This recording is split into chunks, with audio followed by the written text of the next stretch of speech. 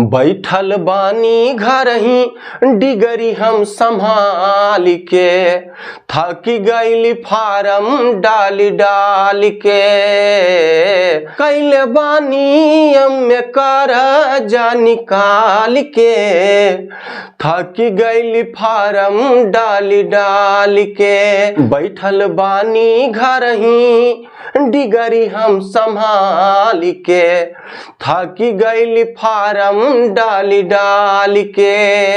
कैसे धरी गलती सरकार के, सोचता नी पढ़ली हम बेकार के। बहुत बा टेंशन दारू पियत बानी ढाल के, थकी गईली फारम डाल डाल के।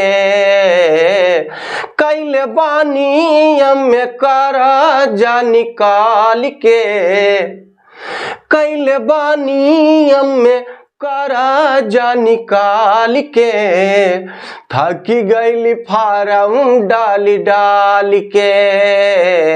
फाटता करे जा सोच सोच के, सब ले तमाजा कोच कोच के।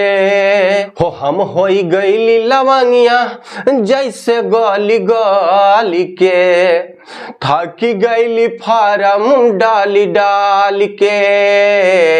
बैठल बानी घर ही डिगरी हम संभाल के, थकी गईली फारम डाल डाल के।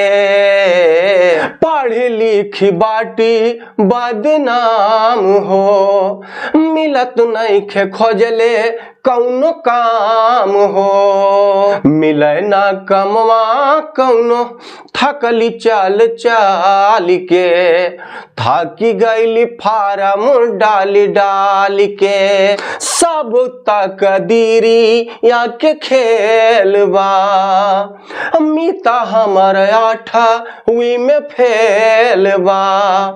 सब किस्मती या के खेलबा, हो बिजनेस चमकल वो कर पापड़ बेचे बेल बेल के। थकी गईली काम हेरी हेरी के, घर ही बैठल बानी डिगरी हम संभाल के, थकी गईली फारम डाल डाल के।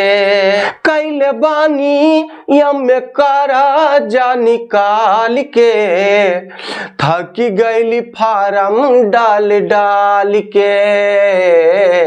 घर ही बैठल बानी, हो घर ही बैठल बानी डिगरी हम संभाल के, थकी गईली फारम डाल डाल के। और हाँ भैया, आप भी बताइएगा आपने क्या किया। अगर आप बेरोजगार हैं तो हमारे कमेंट बॉक्स में जाके कमेंट करके इसका जवाब जरूर दीजिएगा।